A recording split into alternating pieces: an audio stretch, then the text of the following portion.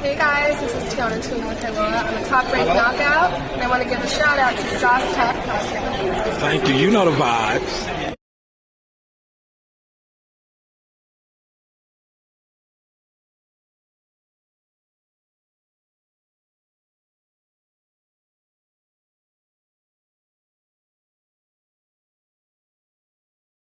Yes, Zaga, Yaga, you know the vibes. You're rocking out with yours truly.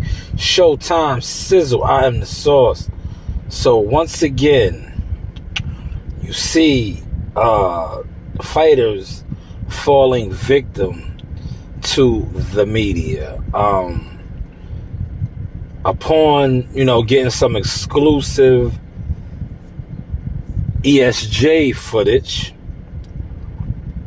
reporting Ellie Setback was with Keith Thurman a couple days ago. And Keith Thurman, contrary to a lot of what was mentioned in the Earl Spence,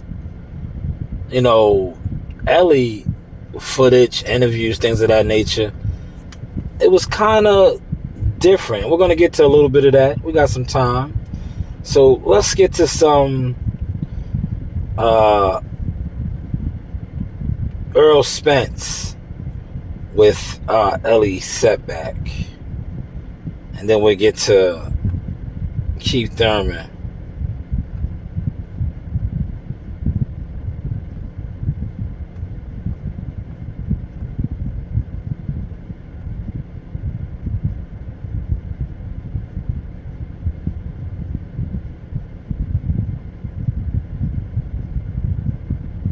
Well, let's get to Keith Thurman speaking on how he's been training since December 1st.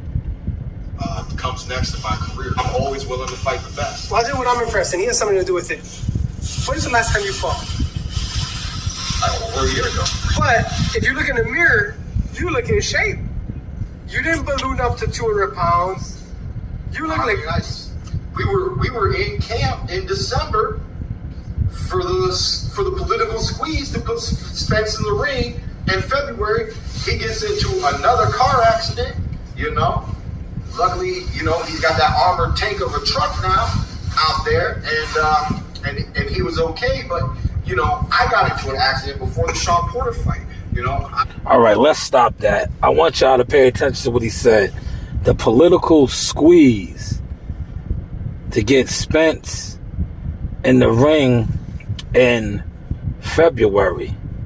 Here we are in May.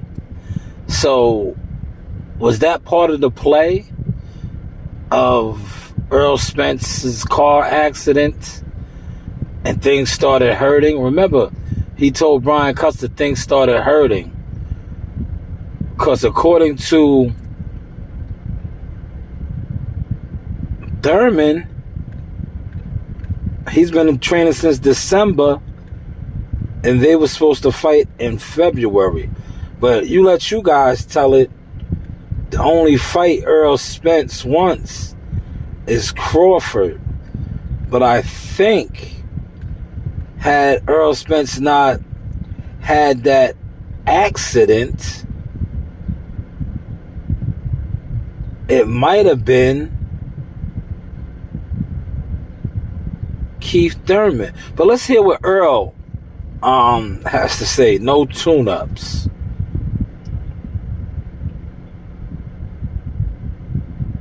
Vaping can deliver toxic metals like nickel and lead.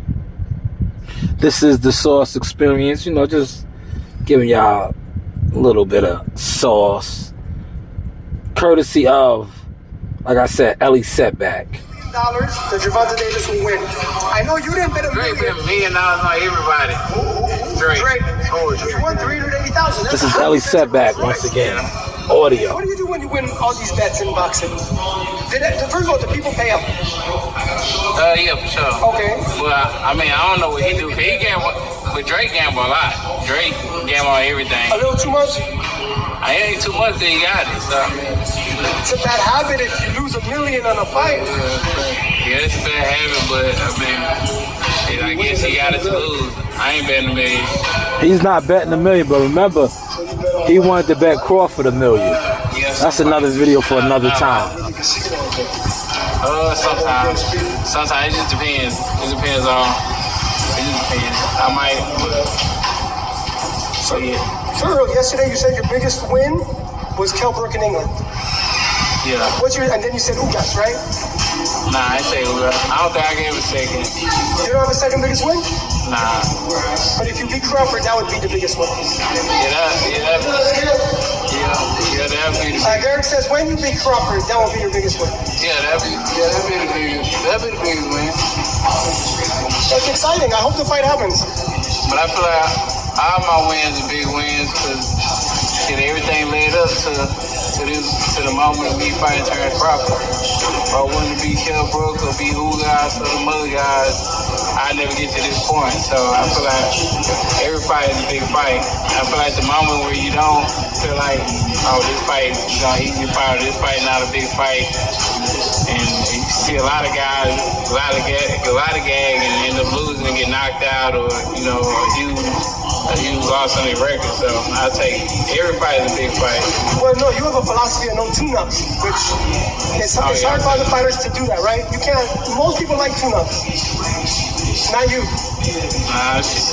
Boxing like pissing or using the bathroom, like. And then I feel like I'm be the same. You have an 8-10 week training camp. I feel like if I ain't good in that 8-10 weeks, then shit. I got 8-10 weeks to prepare for a fight. Sparring 3 times out the week and get ready for a fight. I should be on point. It shouldn't take me another fight for me to be sharp and on point. All right, let's stop it. So he said 8 to 10 weeks. Sparring 3 times a week. No tune-ups. I know y'all saying that has nothing to do with Keith Thurman. It has everything to do with Keith Thurman. Prior to this interview, you heard what Keith said, the interview I played with Keith and Ellie. He was training in December for Earl. But Earl, remember, that's around the time they ordered the like Keith said, the political squeeze. No tune-ups. All he wants to do is fight Crawford, but yet the Crawford fight still hasn't been announced. Why not fight Keith Thurman? Because you keep hearing everybody saying Bud was active. You could have had a fight in between too. And last time I checked, Keith has a better record than Ugas, more decorated than Ugas. The only thing he didn't have was Ugas's belts. But he pretty much just has the same big names on his resume other than Ugas as you. So shout out to Ellie Satback for excellent coverage on both of you guys. That's the audio that I use. So who's it going to be? Spence Thurman or Crawford? Who are you feeling played by? Al, Terrance, the system? Let me say that one more time. Earl Spence tweeted he's feeling played. Who's playing you? Al, Terrance, or the system? Hopefully you guys caught and enjoyed this sauce. Feel free to like, share, subscribe. This is the Sauce Experience.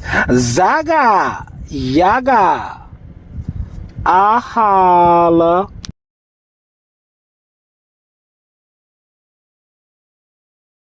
Hey, this is Coach Larry Wade, IBL Champions. Hey, I train professional boxers, and you with Sauce Talk Podcast. You don't want to miss anything that he puts on here. Appreciate you, champ. You know the vibes.